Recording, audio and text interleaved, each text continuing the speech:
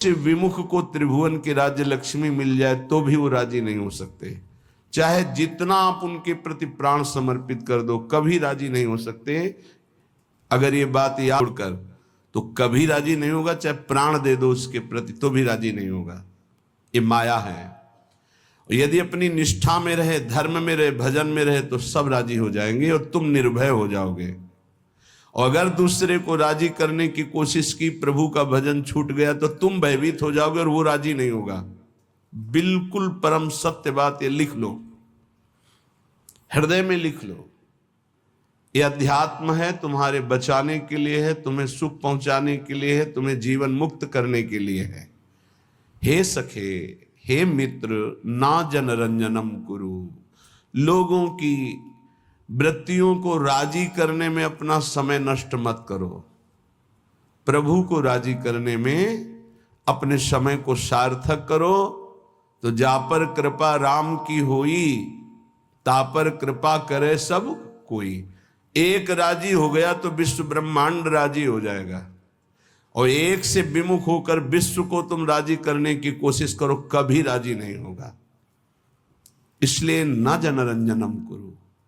किसी की राजी होने के लिए अपने अमूल्य समय को नष्ट मत करो। धर्म पूर्वक व्यवहार करो और निरपेक्ष हो जाओ। राजी रखो हरिजू को, प्रभु को। न कुरु कदिंद्रियाणाम। इन दुष्ट इंद्रियों को मनोरंजन मत करवाओ। न कुरु कदिंद्रियाणाम। इन इंद्रियों को छोड़ो मत मनोरंजन करने के लिए। ये बहुत दुष्ट है, सच्ची मानिए। ये केवल हृदय जलाती रहती हैं। कुछ नहीं है पूरे त्रिभुवन में, कुछ नहीं है। एक भगवान के सिवा आनंद नाम की चीज नहीं है। मन मलिन है, इंद्रियां मलिन है, इसलिए आपको ऐसा लगता है इसमें आनंद है। नहीं, सच्ची मानिए, एक दिन जब आनंद का आपको अनुभव होगा प्रभु के जनित, तब आप देखोगे तो त्रिभुवन में कहीं कोई आनंद नाम की चीज नहीं। जैसे सुबह सूर्य उदय के समय जब हम गंगा किनारे चलते थे तो आगे रेत में ऐसा भ्रम हो जाता था कि निर्मल जल भरा हुआ है। मरुभूमि में रेत में ऐसा लगता था निर्मल जल भरा हुआ है। पर जब ये लगता कि अब रास्ता बदलें, पर लगता चलो आगे तक चलते हैं, और जब जाती तो रेत मिलती तो लगता यहां तो जल दिखाई दे रहा था। सूर्य की किरणों से मरुभूमि में जल का भ्रम हो जाता है तो मृग दौड़ता हुआ मर जाता है, लेकिन उसकी प्यास नहीं बुझती।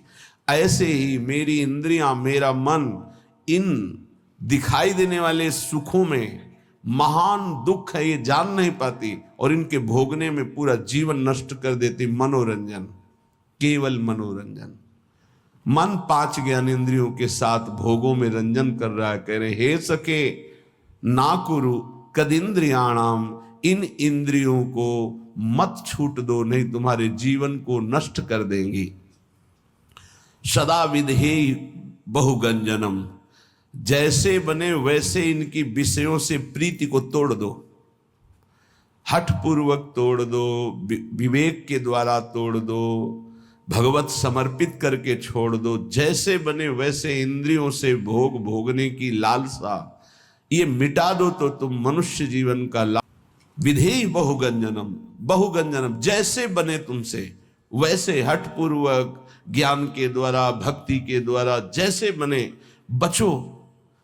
इन गंदी चेष्टाओं से बचो। ये मन इंद्रियां बहुत ही दुष्ट हैं, बहुत ही फुसला कर पता नहीं चलता कि हमसे गलत करवा रही हो, गलत करवा देती हैं। हंसते हंसते खेलते खेलते अपराध बन जाता है, मन मलिन हो जाता है। पक्का समझ लेना, पहले उत्साहित करते हैं फिर ये डराते हैं। पूरे जीवन डर में जीना पड़ता है उसको जो अधर्माचरण करता है। कल्पनात्मक भय, सामाजिक भय, भागवतिक भय, कर्म का भय उसे दंड देता रहता है। तभी वो डिप्रेशन में पहुंच जाता है। बिना पाप कर्म के डिप्रेशन नहीं होता, ध्यान रखना। हमसे जब अशुभ कर्म हो जाते हैं और मेरा मन मलिन हो जाता है, तब चिंता, भय, शोक इनकी हो। ऐसे क्रम बाई क्रम, कभी चिंता में डूबा हुआ है, कभी शोक में डूबा हुआ है, कभी कल्पनात्मक भय में डूबा हुआ है।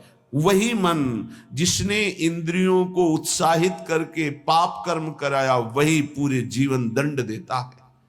इसलिए सदा विधेहि बहुगंजनम, हे मित्र जैसे बने वैसे पापाचरण न होने पावे, इंद्रियों के मनोरंजन में फंसकर अपने जीवन को नष्ट मत करो। ये बहुत दुर्लभ देह है, इससे भगवत प्राप्ति कर लो। प्रणय भंजनम सर्वतः, किसी से भी आसक्ति ना होने पावे, किसी से भी ममता किसी से ना होने पावे। प्रीति करो सबसे, सब जीवन सो प्रीति, रीति निबाहत आपनी, श्रवण कथन परतीति, यह जो कृपा हरिवंश की। प्रियालाल के यश कीर्तन, यही हमारे जीवन। वाणी से उनके गुणों का कीर्तन, नाम का कीर्तन, श्रवणेन्द्रिय से उनके यश का श्रवण, नाम का श्रवण, और सबसे प्रेम का व्यवहार। ममता नहीं, ममता होती देह भाव से और प्रेम होता है भगवत भाव से। माँ में, पिता में, पत्नी में, पुत्र में, सब में भगवत भाव करो।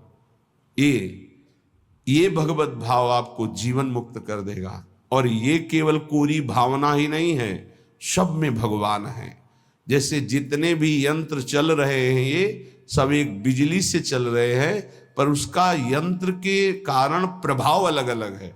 वही बिजली जब बल्ब में गई, हाइलोजन में गई, तो प्रकाश बन के चमक रही।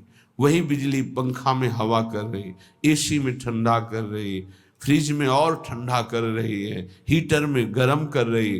बिजली के ये गुण नहीं है, ये यंत्रों के गुण हैं। बिजली तो एक रस सब में जा रही है। ऐसे कोई पाप कर रहा है, कोई अच्छे स्वभाव का है, कोई बुरे स्वभाव का है, ये सब शरीर और करण, इनके प्रभाव से परमात्मा तत्व निर्लेप सब में धारा की तरह प्रवाहित हो रहा है। जैसे हर यंत्र में बिजली ही बिजली है, पर उसका प्रभाव अलग है, ऐसे ही स्वभाव अलग है। परमात्मा सब में समान रूप से विराजमान है। हमें उस परमात्मा तत्व को मान करके प्रीति करनी। भक्त मान करके जानता है और ज्ञानी जानकर मानता है, बात एक ही होती है। ज्ञानी बहुत बुद्धि प्रधान होता है, इसलिए पहले वो तर्क के द्वारा उस तत्व को जानता है, तब मानता है। और भक्त भाव प्रधान होता है, हृदय प्रधान होता है, इसलिए तत्काल मानता है और मानकर जान जाता है। श्रीपाद कह रहे प्रणय भंजनम सर्वता, ममता किसी से ना होने पावे, सबसे भगवत भाव से प्रीति करो। हठम ना करो, मेरी बात मान लो, हठ करके हमारी आज्ञा का उल्लंघन मत करो। श्रीपाद कह रहे बड़े कृपालु हैं महापुरुष जन। हठम ना करो, बंधने बंध जाओगे अगर मेरी बात नहीं मानोगे। श्रुतम कलत्र मित्रादि के बपुर्व्यय समीहया निवस वत्स वृंदावने। ए भाई, ये बपुर, ये शरीर, इसकी पत्नी, इसके पुत्र, इसके पिता, इसके माता, इसके भाई, इसके रिश्ते, इसके नाते, ये सब माया के बंधन है। अगर उनमें भगवत भाव नहीं करते हो तो तुम्हारा जीवन इसी मोह ममता में फंसकर नष्ट हो जाएगा। अगर भगवत भाव करते हो तो नाथ सकल संपदा तुम्हारी, मैं सेवक समेत सुत नारी। नाम जप हो रहा, धर्म पूर्वक कर्तव्य का पालन हो रहा, सब में भगवत भाव, आपका अंतिम परिणाम भगवत प्राप्ति ही होगा, पक्का समझ लीजिए। मनुष्य जीवन का परम लाभ निश्चित प्राप्त होगा। तो कह रहे हट करके इनमें आसक्ति मत करो, इनमें देह भाव मत लाओ, भगवत भाव लाओ। तो हम कैसे लावें? तो बोले आओ श्रीधाम समीहया निवश वत्स वृंदावने। अय वत्स, अय प्यारे, अय पुत्र, अय मित्र, तुम वृंदावन आ जाओ। वृंदावन में तुम्हें रसिकों का संग मिलेगा और उस संग के प्रभाव से तुम सबसे प्रेम करो, लेकिन ममता किसी से मत करो, आसक्ति किसी से मत करो, मोह किसी से मत करो, खूब नाम जप करो। इसी जन्म में तुम्हें अनेक जन्मों के पापों का जो तुम्हारा संचित भंडार है वो सब भस्म करने का अवसर है। इसी जन्म में तुम्हें जो नवीन कर्म पाप बन गए हैं उनको नष्ट करने का सामर्थ्य है, अधिकार है। अगर चूक गए तो सब भोगने पड़ेंगे और अधिकार खत्म हो जाएगा। आप नवीन कर्म नहीं कर सकते किसी भी योनि में, किसी भी योनि में इतना अधिकार नहीं कि नवीन कर्म कर सके। ये केवल मानव योनि में है। ये कृपा होती जब विपत्ति आती है, प्रतिकूलता आती है। जब इस जीवन में प्रतिकूलता आई तो लगा पता नहीं कब प्राण निकल जाए। प्रारंभ में तो चतुरासी जी का गायन और चतुरासी जी का मानसिक गायन, मानसिक बार बार लगभग 1.5 घंटा में मानसिक हो जाती चतुरासी जी। मानसिक बैठे चल रहे जो जो प्यारों से लेकर आज हुआ देखिए तो प्यारी रंग भरी, फिर उल्टा उल्टा चतुरासी जी आज हुआ देखिए तो प्यारी रंग भरी, छाण दे माननी मान मन धरी, नागरता की रास किशोरी, वृषभानु नंदिनी मधुर कल गावे। उल्टा ऐसे श्रीमद चतुरा पूरा रमा दे। तो जानते हो उसका परिणाम क्या होता है? चतुरासी जी गा नहीं रहे, वो चल रहे। जैसे मंत्राकार वृत्ति ऐसे चतुरासी जी में भगवदाकार वृत्ति। एक एक अक्षर में श्यामा श्याम है, आप सच्ची मान लीजिएगा। सेवक जी महाराज देख रहे हैं, बड़े बड़े रसिक महापुरुष देख रहे हैं, कह रहे हैं श्याम श्यामा प्रगट प्रगट अक्षर निकट प्रगट रस स्रवत अति मधुर बानी, सोज बानी रसिक नित्य निस्दिन रटत कहत और सुनत रस रीति जानी, ताहि तजी और गाँव कबहू न कछु प्राण रमि रही हरिवंश बानी। आप देखिएगा निहाल हो जाएंगे। वाणी जी के गायन, वाणी जी का चिंतन, वाणी जी का बार बार पद दोहराना। हम कह रहे हैं और पद नहीं याद, एक कोई पद याद कर लो, उसी को जैसे हम मंत्र 108 बार जपते हैं उसी को आप बार बार कीजिए। देखिए आपके अंदर कैसा आनंद और कैसा प्रकाश होता है प्रेम का। चतुरासी जी चतुरासी जी चतुरासी जी। आचार्य कृपा से, इष्ट कृपा से ऐसी हमको अमोघ वस्तु मिल गई है, बस पाए रतन चिन्हो नहीं दीन्हो करते डार। प्रपंच की बातें करने में जबान को कितना सुख अनुभव कराते हो आप, लेकिन चतुरासी जी एकांत में गुनगुनाने में नहीं। अगर हमें आचार्य कृपा से विरक्त मार्ग मिला है या वैष्णव धर्म मिला है तो हम उसमें अपनी वृत्तियों को समर्पित करें। हमारे पास ये बहुत बड़ी सामग्री मन को वश में करने के लिए। चतुरासी जी का गायन पक्का समझो, पक्का गुरु आज्ञा पर लगे तो ये बात समझ में आई, नहीं बस पहले ये था कि गा लेते हैं, उनकी इच्छा आज्ञा है कि गा लो तो गा लेते हैं। फिर उसका जब गुरु कृपा से प्रभाव नशा चढ़ा तो अब जी नहीं सकते उसके बिना। और जी क्या सकते हैं भाव, जैसे श्वास चल रही ऐसे ऐसे रुका तो कै वाणी हरिवंश की कै हरिवंश है, नाम इसके अलावा कोई आधार ही नहीं। सेवक शरण सदा रहे अनत नहीं विश्राम। तो बोले तज्जीवेशु, ओहो हो, जिसका ये जीवन बन गया है वो जीवित ही इसी से है। धिक्कार है ऐसे साधक को और ऐसे शरीरधारी को जो भगवत विमुख मिनट गंवा दे, समय गंवा दे। बहुत बहुत कड़ुआ जीवन होता है, बहुत पश्चाताप का जीवन होता है जो जिसमें भजन नहीं होता। सच्ची माने जिसमें नाम जप नहीं है, नाम कीर्तन नहीं, गुण कीर्तन नहीं, वो कैसे जीवित रहते हैं। यही एक बार किसी ने कहा कि भजन नहीं होता है, तो हमने कहा होता फिर क्या है। आज तक हमें यही समझ में नहीं आया कि भजन नहीं होता तो होता क्या है अंदर। तब फिर विचार में आता है कि जो किया है वो उसी का चिंतन करते हो। भजन किया नहीं तो भजन छूट जाए, ऐसा हो कैसे सकता है।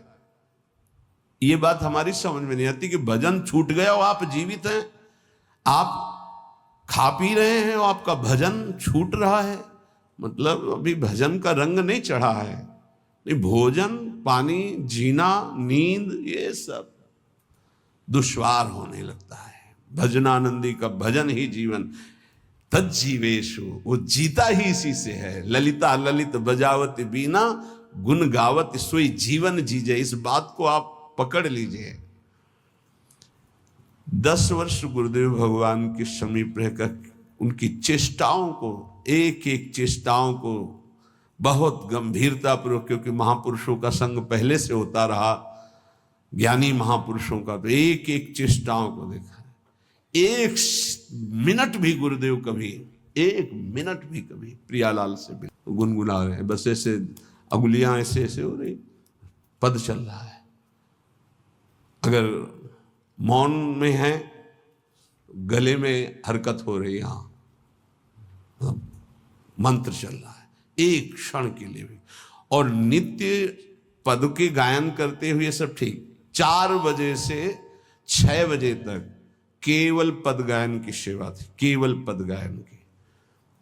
ब्रजनोत्तर बनी मिश्र भावनंद, देख सखी राधा बन की लीला, बस एक शब्द जी, पूरा पद, फिर धीरे से एक शब्द।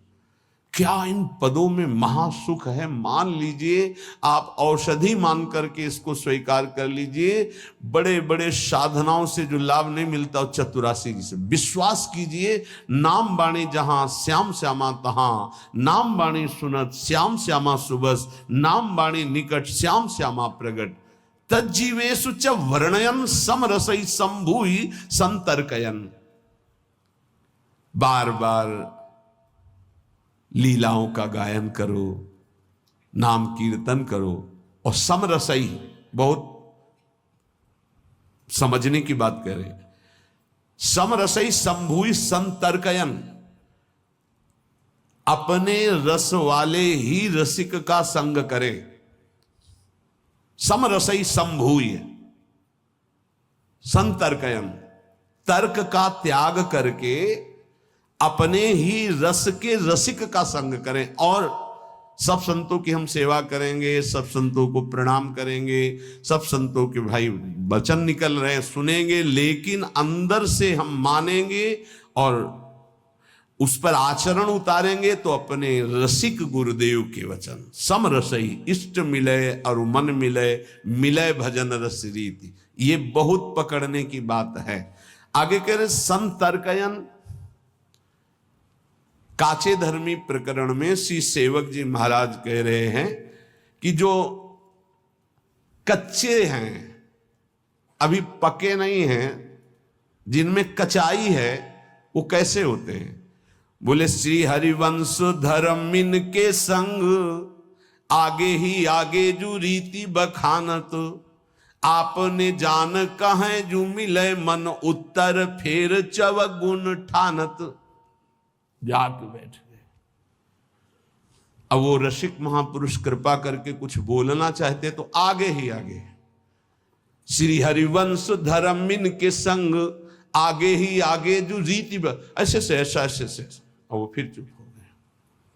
वो कृपा करके आपको अमृत देने जा रहे थे, आप बीच में तर्क करके आपने उस अमृत की धारा को रोक दिया, तुम्हारा दुर्भाग्य। बोले कच्चे होते हैं, ये पक्के रसिक नहीं है, कच्चे रसिक हैं।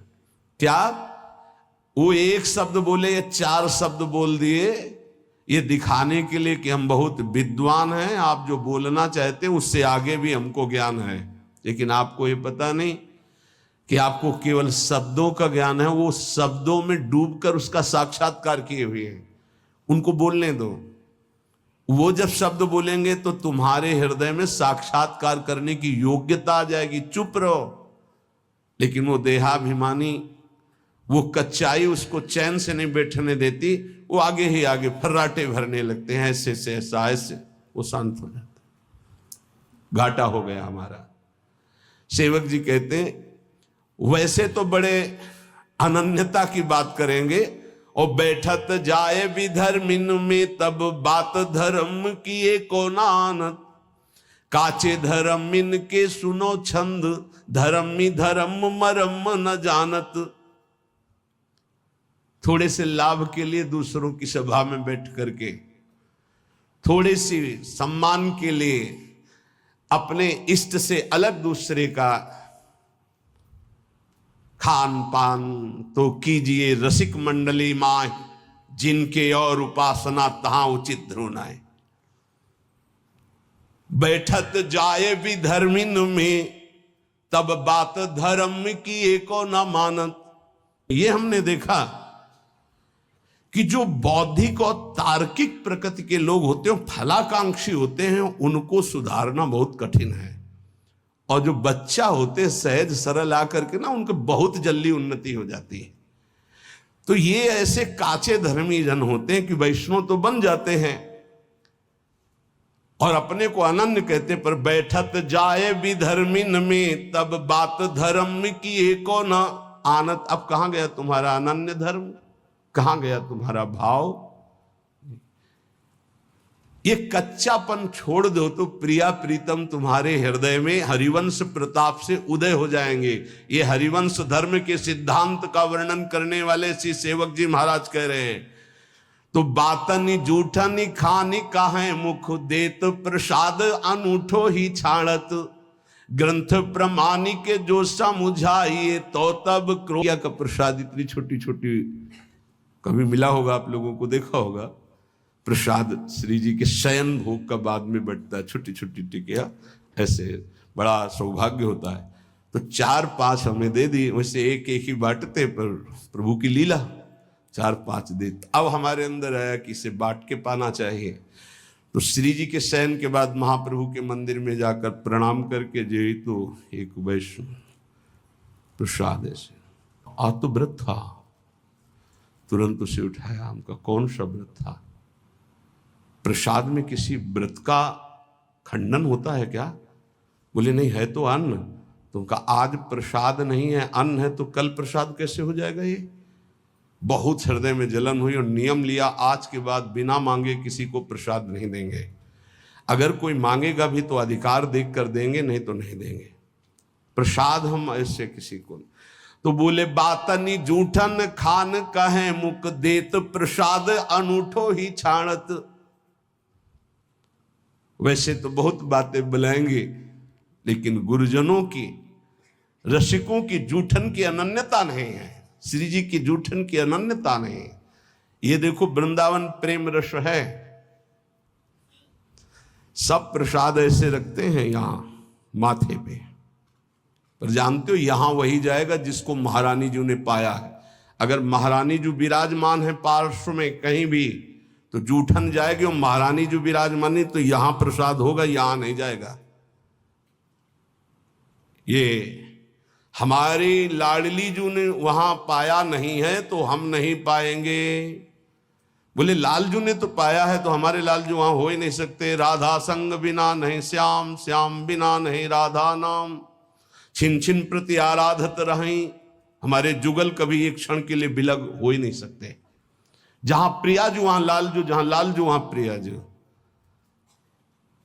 श्री विठल दास जी द्वारिकापुरी में राजा के संग थे, सूबेदार पद में थे, राज्यपाल थे, पूरा राज्य उनके शासन में, राजा के अधिकार में थे। तो राजा के इष्ट देव थे द्वारिकाधीश, द्वारिकाधीश के रोज दर्शन करने जाते थे जब वहां रुके हुए थे, पर ये नहीं जाते थे।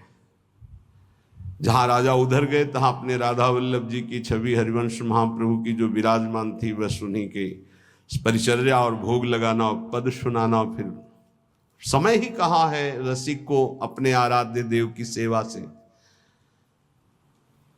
तो जो द्वेषी जन थे उनको समय मिल गया, उन्होंने कहा कि महाराज आपने एक बात देखी क्या? ये आपके जो सूबेदार राज्यपाल विठल दास जी हैं, ये द्वारिकाधीश के दर्शन करने एक दिन भी नहीं गए, जरा आप इनसे बात करेंगे कि क्यों नहीं गए? वो उनकी दृष्टि गई, हाँ और तो सब पार्षद साथ रहते, वो साथ नहीं रहते। बुलाओ उनको सभा में। सभा में बुलाया।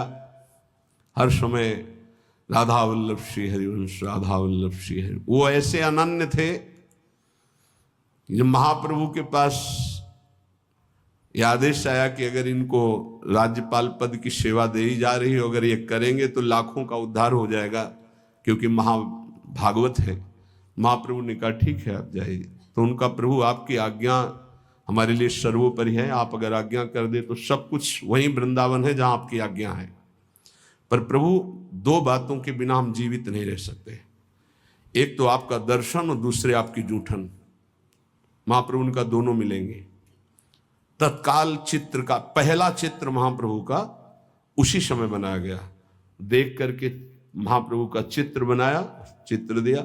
और राज्यपाल के पद पे तो घोड़ों की ऐसी व्यवस्था थी कि मंगला, राजभोग और शयन भोग तीनों महाप्रभु का उच्छिष्ट विट्ठल दास जी को रोज पहुंचता था, रोज का। बड़े भाग्यशाली जिनको गुरु का उच्छिष्ट मिले, जिनको आचार्य का, इष्ट का उच्छिष्ट मिले, बड़े सौभाग्य की बात है। विट्ठल दास जी से कहा, तुम किसकी उपासना करते हो?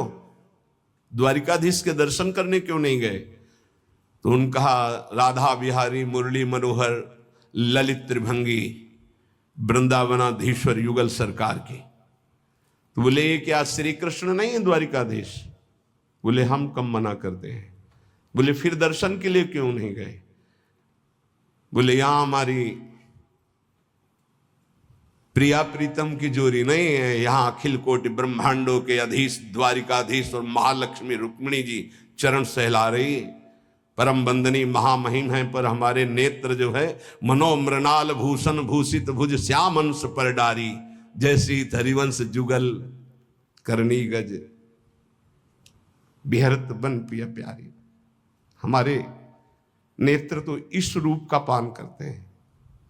अब राजमद तो होता ही है, तो फिर मैं कह रहा हूं क्या ये प्रभु नहीं है? तो बोले, फिर कह रहा हूं प्रभु हैं, पर मेरे नेत्रों को इनकी प्यास नहीं, मेरे नेत्रों की प्यास तो मेरे रोम रोम में वृंदावन कुंज निकुंजे और प्रिया प्रीतम विराजमान हरिवंश प्रताप से। राजा को आवेश आ गया, नीचे उतरे, सभा में से उनका वस्त्र पकड़ा और कहा, कहां रोम रोम वृंदावन तुम्हारे है? और जे ही ऐसे अचला हटाया तो ऐसा महान प्रताप गुरु जूठन कांप गए, चरणों में साष्टांग गिरे। बोले, आज से आपको कोई राजकाज नहीं, मैं नित्य दर्शन आपके श्री चरणों के करने आऊंगा। तो बातन जूठन खान कहें मुख देत प्रसाद अनूठो ही छाड़त, ग्रंथ प्रमाण के जो समझाइए तो तब क्रोध रार फिर मानत। खान पान ये नियम ले लीजिए, खान पान तो कीजिए रसिक मंडली माए, जिनके और उपासना तहां उचित ध्रुवनाए। महापुरुष जन अपनी चेष्टाओं के द्वारा, अपने वचनों के द्वारा वही मार्ग प्रशस्त करते हैं जिससे रस की प्राप्ति होती है। अब कोई भय का विषय नहीं रह जाता, क्योंकि जिसमें हमारे महापुरुष मार्ग में चलते हैं, हमारी क्षमता नहीं है लेकिन हम उसी मार्ग के पथिक हैं। अपनी स्वामिनी जो ने जा नहीं पाया, बस वहां हमें देखना, अगर राधा नाम भी विराजमान है तो हम पालेंगे, अगर राधा नाम भी नहीं विराजमान है तो फिर या तो राधा रूप या तो राधा नाम, अन्यथा नहीं। सेवक जी महाराज कह रहे हैं कि दक्षिण छाड़ी प्रेम की बात ही फेरी जाति कुल रीति प्रमाणत। ये कच्चे धर्मी जो होते हैं ये फिर जाति पक्ष में, कुल पक्ष में ऐसे वार्ता करने लगते हैं।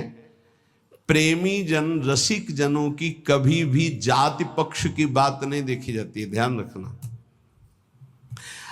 अभी आप पीछे रोज जो सत्संग सुनते हैं, परम महाभागवत कालिदास जी का जो थोड़ा चरित्र में बताया था कि भक्त उच्छिष्ट के लिए वो उन भगत का ऐसे गाँव में जैसे झाड़ू भगत का, वो बहुत चतुर वर्ण के थे, उनको आम पवाया और उच्छिष्ट सोचा कैसे मिले, तो ऐसे तो दे नहीं सकते थे वो, तो प्रणाम करके जाने की बात करके पेड़ के नीचे छुप गए। जब उन्होंने गुठली फेंकी तब उठाकर उसे, जानते हो महाप्रभु चैतन्य देव इनको कितना प्यार करते थे और कहते थे वैष्णव के बीच में कि भक्त चरणामृत, भक्त चरणरत, भक्त उच्छिष्टामृत का महत्व अगर जानना है तो कालिदास जी से जानो।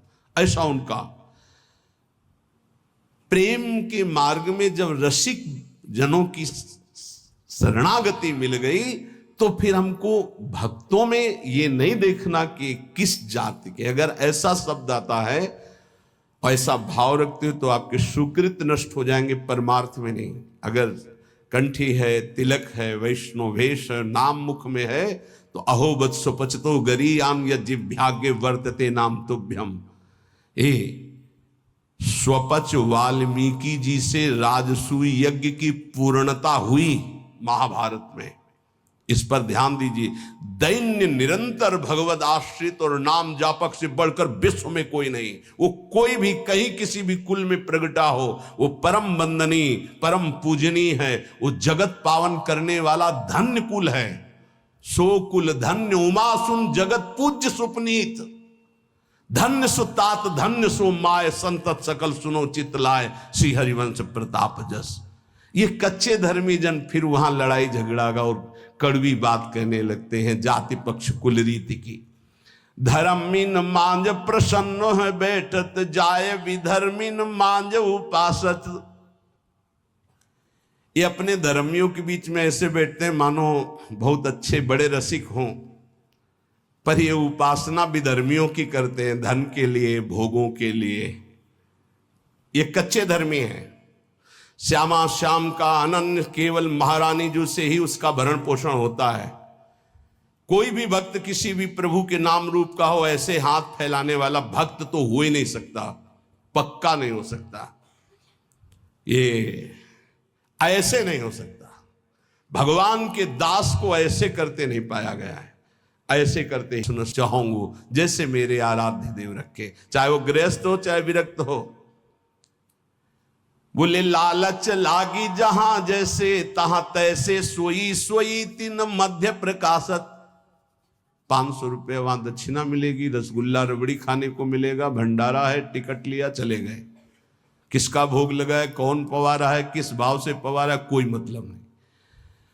देखो जो विरक्त जन है उनका तो उदर पोषण कहीं ना कहीं से होता ही है, वो बात एक अलग कोटि की है। लेकिन प्रायः बहुत ध्यान देने योग्य बात है कि संत जनों का भंडारा कोई बिरला ही ऐसे करता है जैसे अपने पुत्र को पवाया जाए।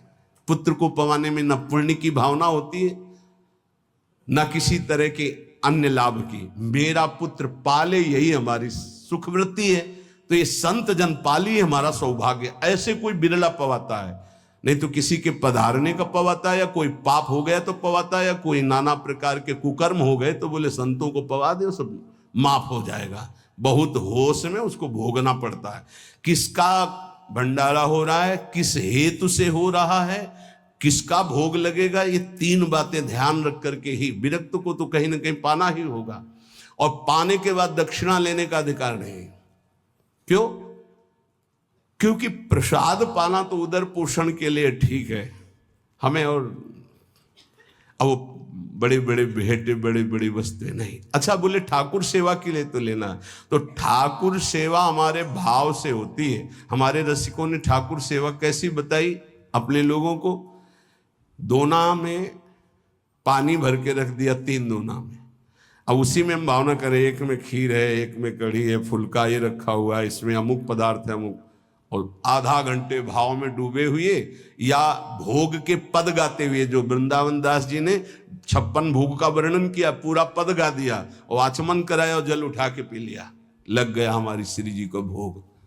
ये हमारी श्री जी को इधर उधर के पैसों से इत्र और भोग और ये सब वस्तुएं नहीं चाहिए। आप सच्ची समझिए। भावोत्सवेन भजताम रस काम धेनुम तम राधिका चरण रेणु महामिश्मरानी।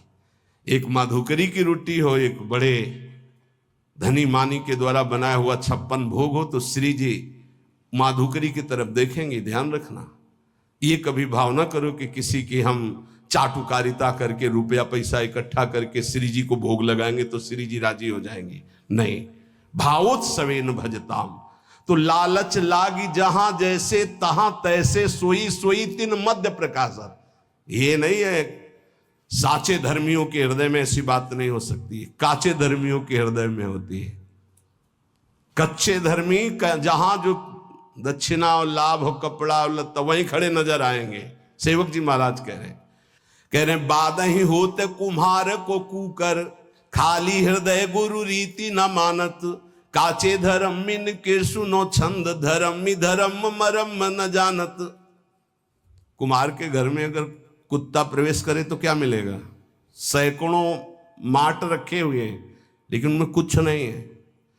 केवल उसको उस भांड में घूमना है, मिलेगा कुछ नहीं, क्योंकि वो कुम्हार का घर है।